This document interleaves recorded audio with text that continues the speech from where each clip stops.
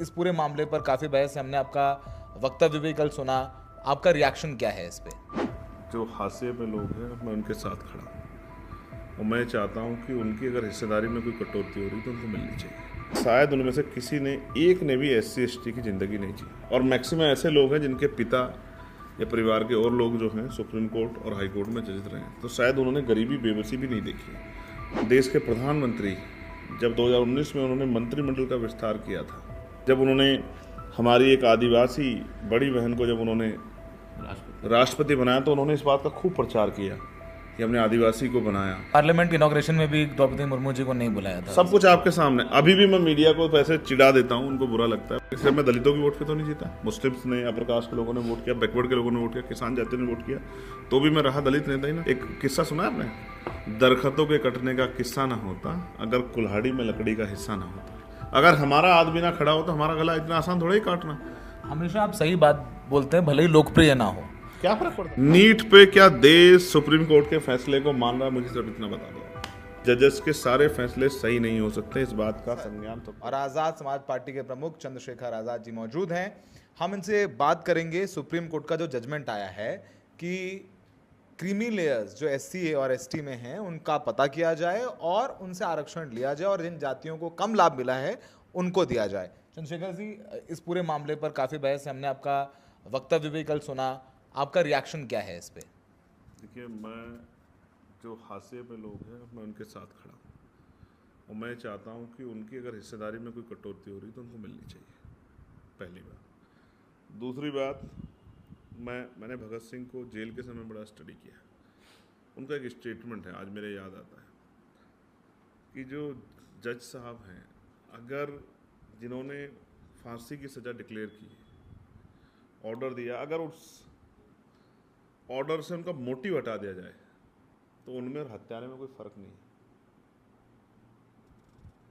आज जिन माननीय सर्वोच्च न्यायालय के न्यायाधीशों ने फैसला दिया है, मुझे उन पे पहले तो, क्योंकि SC ST भी तो मैं घुस नहीं सकता, उनकी तो हैसियत नहीं घुस जाए, कोई एका दुक्का कोई हो चला जाए अलग बात है, लेकिन मैं समझता हूँ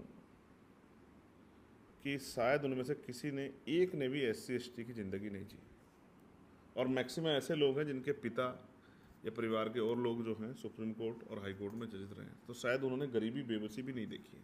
सामाजिक उत्पीड़न किसे कहते हैं, सामाजिक गैरबराबरी क्या है, छुआछूत क्या है, जिस तरह से हम लोग तमाम तरह का दर्द सह के आते हैं, और उसका उदाहरण मैं आपको बताऊँ कैसे बदलती है ज़िंदगी और कितना बदलाव होता है। अभी हमने एक घटना सुनी जो मैं ब्यूरोक्रेसी की बताऊँगा। एक IPS था जिसने अपनी शादी में राजस्थान में, उसको बारद्वारी निकालनी थी, परमिशन लेनी पड़ी। यानी कि IPS बन के आपका स्टेटस नहीं बदलता है। फिर मैं बात करूंगा और राजनीतिक तौर पे, तो बहन जी 4 बार उत्तर प्रदेश सरकार बनाई और नारा बदल दिया, सर्वजनता सर्वजन सुखाए कर दिया, बहुजनता बहुजन छोड़ दिया। फिर भी वो हमेशा दलितों की नेता कहलाई।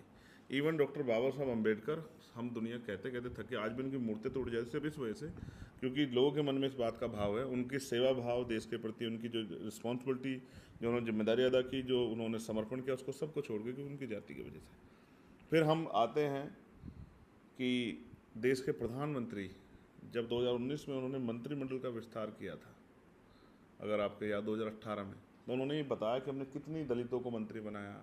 जब उन्होंने हमारी एक आदिवासी बड़ी बहन को जब उन्होंने राष्ट्रपति बनाया, तो उन्होंने इस बात का खूब प्रचार किया कि हमने आदिवासी को बनाया।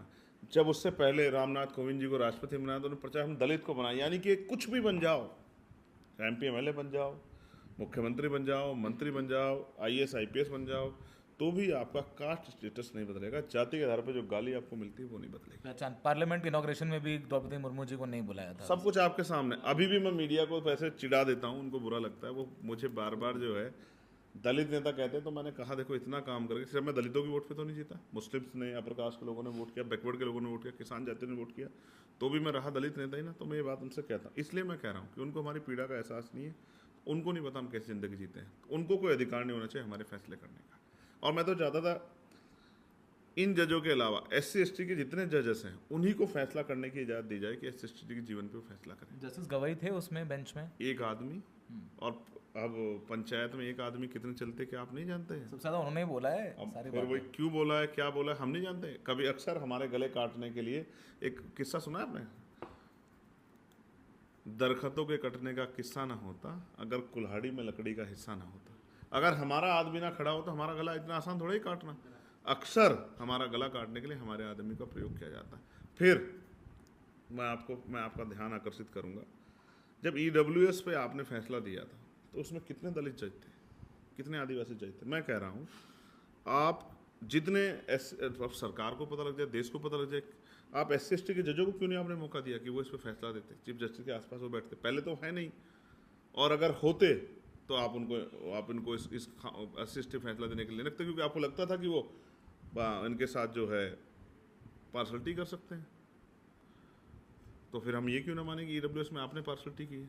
हमेशा आप सही बात बोलते हैं, भले ही लोकप्रिय ना हो, क्या फर्क पड़ता है? लेकिन एक बात बताइए, अब इस सुप्रीम कोर्ट की संविधान बेंच की का ये फैसला आया है, ठीक है। इसका विरोध कैसे करेंगे? मतलब क्या उसका स्वरूप पहले क्या होगा? उन्होंने ही दिया था, हाँ, पहले उन्होंने ही दिया था, और फिर उन्होंने अपने ही फैसले को पलट दिया। 2004 का फैसला। नीट पे क्या देश सुप्रीम कोर्ट के फैसले को मान रहा है? मुझे सिर्फ इतना बता दो, मान रहा है क्या? बहुत असंतुष्टि है उस बात से। असंतुष्टि है ना? तो यानी कि जजेस के सारे फैसले सही नहीं हो सकते, इस बात का संज्ञान सबको रखना चाहिए। और मैं तो कहता हूँ पार्लियामेंट को इस पर ज़्यादा गौर करना चाहिए। पार्लियामेंट में इतना बड़ा प्रतिनिधित्व है, क्या सुप्रीम कोर्ट के सभी जज इस परिस्थिति, भौगोलिक, सामाजिक, आर्थिक परिस्थिति से वाकिफ है? उनको क्या पता? क्या उनका दर्शन उस लेवल का है?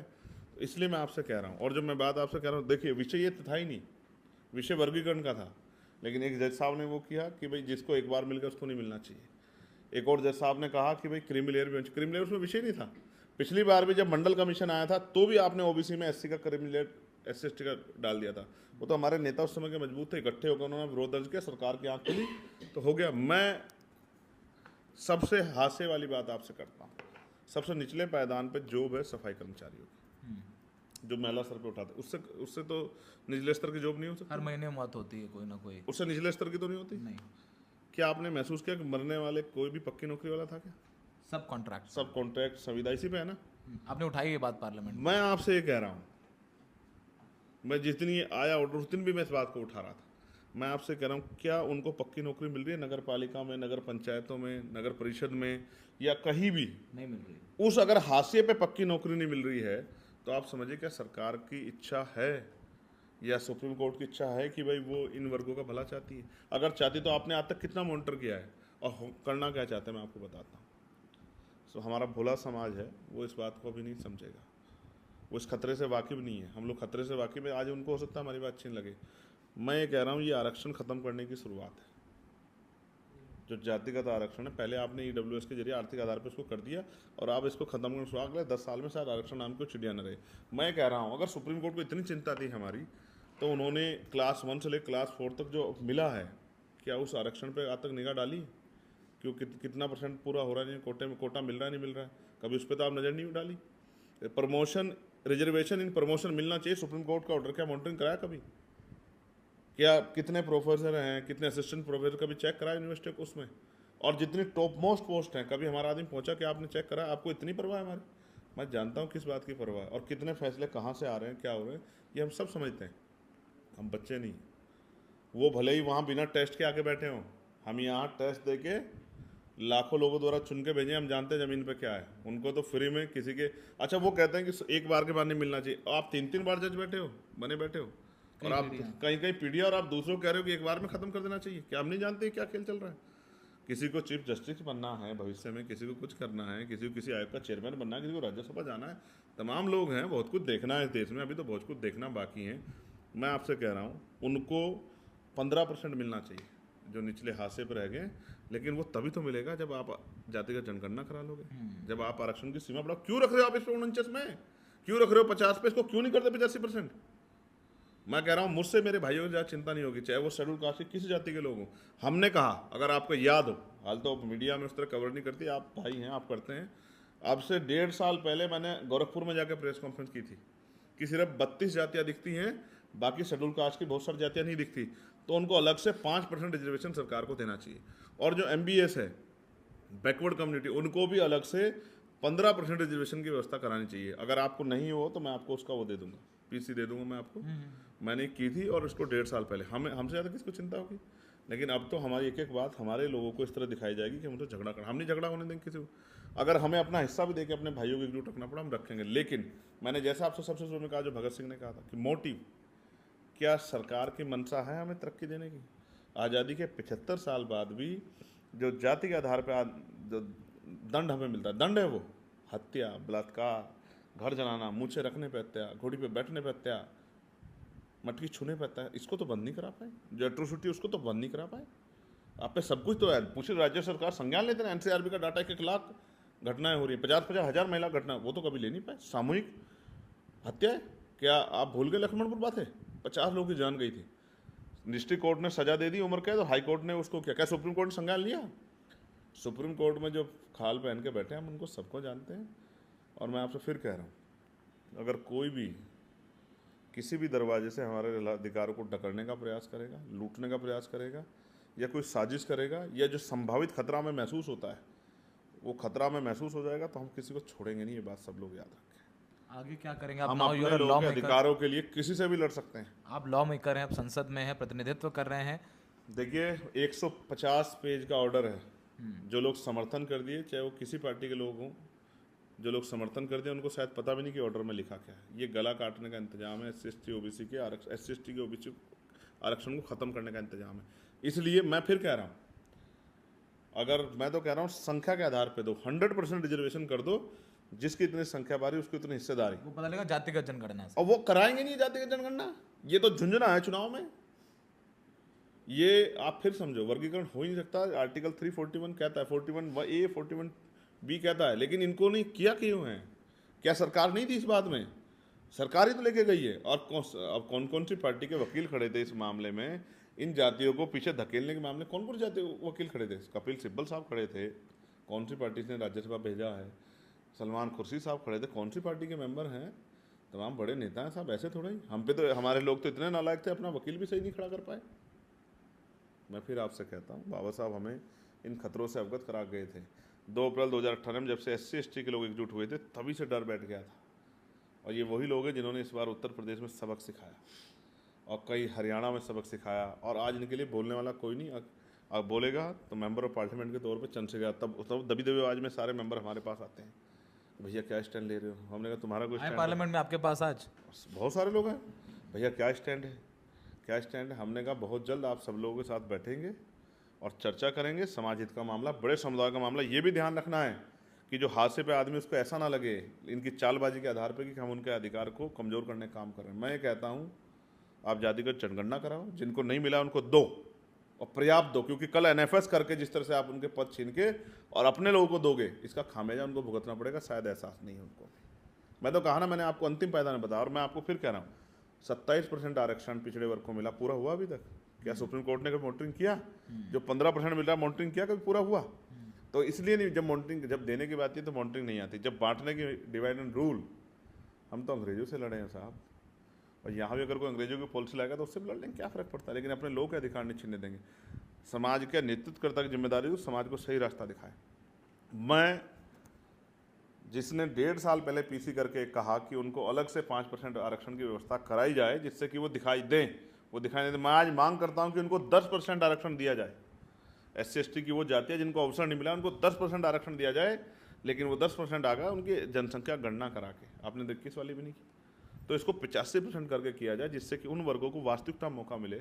उनके लोग हैं जिनका IAS नहीं बना, IPS नहीं बना, उनको आगे आने का, वकील जज नहीं बना, उनको आगे का मौका मिले। और यहाँ भी मैं तो मांग करता हूँ, और मैंने कहा भी है, और मैंने 0 आवर में डाला, सरकार से मांग करता हूँ, all India judicial service commission बनाई जाए। अब समय आ गया है कि चलिए SC/ST OBC के लोगों को नहीं घुसने दे रहे हैं, तो सामान्य जाति के जो बच्चे हैं, सामान्य जाति के जो योग्य लोग हैं, चरित्रवान लोग हैं, अब देखिए ना, याद करना चाहिए VP सिंह जी को। आज ठाकुर समाज के लोगों ने देखिए कितना बड़ा योगदान दिया, पिछड़े वर्ग के लोग पैरों पर। अर्जुन सिंह को याद करना चाहिए, वो तमाम महान विभूतियों को आज मैं याद करते हुए कहता हूँ, उन लोगों को आप मौका दीजिए। कब तक 1 पीढ़ी, 2 पीढ़ी, 3 पीढ़ी आप ही लोग बैठे रहोगे? के आधार पर काबिल कौन सी? आपको टेस्ट होता है क्या? चपरासी के लिए टेस्ट होता है भाई? सुप्रीम कोर्ट का जज बनने के लिए कोई टेस्ट नहीं होता। ये जो ये डाका लूट चल रही है, अब गूंगे बहरे लोग नहीं बैठे, ये बात ध्यान रखना। और मैं फिर कह रहा हूँ, 2 अप्रैल 2018 भूले ना, सरकार ना भूले, कोई ना भूले, कोई एजेंसी ना भूले। कमज़ोर आंकने की गलती मत करना, क्योंकि अभी तो हमें अपने भाइयों को इस सच से अवगत कराना है। अगर उस सच से अवगत ना कराना होता तो अभी तक बताते कि हम क्या कर सकते हैं। अगर हमारे अधिकार से खिलवाड़ करोगे तो अपने खून का एक कतरा कतरा अपने लोगों को चुका देंगे। मैंने क्या कहा, हिम्मत है तो 2-10% जो शेड्यूल कास्ट के अन्य जातियाँ हैं जो नहीं दिख रही हैं, कोई भी जाति उनको दो, चाहे हरियाणा में हो, चाहे पंजाब में हो, चाहे आंध्रा में हो, चाहे तेलंगाना में। तुम में हिम्मत है तो दो सरकार के लोगों, बनाओ कानून, हम देखना चाहते हैं। जाति का जनगणना कराओ, तुम्हारी आंखें खुल जाएंगी, पता लग जाएगा। झूठ फैलाया कि शेड्यूल कास्ट की जाति खा रही है, जाति खा रही है। उनकी संख्या क्या है अभी आने तो आंकड़ा, आर्थिक आंकड़ा जारी तो कराओ, सब पता लगेगा। ये खेल है, जैसा एक खेल हुआ था ना वुमेन रिजर्वेशन बिल, जिसको कानून बना देगा, लेकिन हाँ, लेकिन कब लागू हुआ? 2032 में। तब तक कोई, आप बताओ ना, 2032 जब कराओगे तो कुछ बचेगा क्या? सरकारी नौकरी बचेगी एक आधी? लगती है क्या आपको? जब सरकारी नौकरी नहीं होगी तो रिजर्वेशन क्या करोगे? ये डर गए, इनको लगता है कि इन वर्गों के वोट को हमको लेना है, इसलिए इनकी बात करो। और उनके जो पढ़े लिखे लोग वो भी इस बात को समझते हैं। मैं कहता हूँ चैलेंज करके कि उनको मिलना चाहिए, और उनको संख्या के आधार पर मिलना चाहिए। उनके साथ धोखा ना हो कि 20 पहले 7वां पर रिजर्व होता, 20वां पर रिजर्व हो गए। जो नौकरी पहले 300 मिलती थी अब वो 100 मिलने वाली है, और उनको भी NFS करके अगर उनकी नौकरी ना छीनी गई तब मुझे आप कहना। मैं इसके भविष्य खतरे को भांप रहा हूँ, लेकिन मुझसे ज़्यादा चिंता नहीं होगी। मैं वो हूँ जो हाथरस की बेटी के लिए लड़ने गया, मैं वो हूँ जो सफाई कर्मचारी भाइयों के लिए रोज़ पार्लियामेंट में आवाज़ उठाने काम करता हूँ, मैं वो हूँ जो अपने से पहले कोशिश करता हूँ जो हाथ से पे उसको मौका मिले, मैं वो हूँ जिसने पार्लियामेंट में कहा ऑन रिकॉर्ड कि सारे नेताओं के, सारे अभिनेताओं के, सारे जो हैं सरकारी कर्मचारियों के, चाहे वो चोटी का हो, चाहे वो क्लास 1 का 4th का हो, या कोई भी हो जिसको सरकारी सुविधा और लाभ मिल रहा है, जिसको सरकारी सुरक्षा, उनको सरकारी स्कूलों में पढ़ने का वो पढ़ें उनके बच्चे, और उनका इलाज सरकारी स्कूलों, सरकारी अस्पतालों में, और उनके बच्चों का भी इलाज हो, जिससे गरीबों को सुविधाएं मिलें। हम रिफॉर्म चाहते हैं, हम अपने लोगों को धोखे से बचाना चाहते हैं।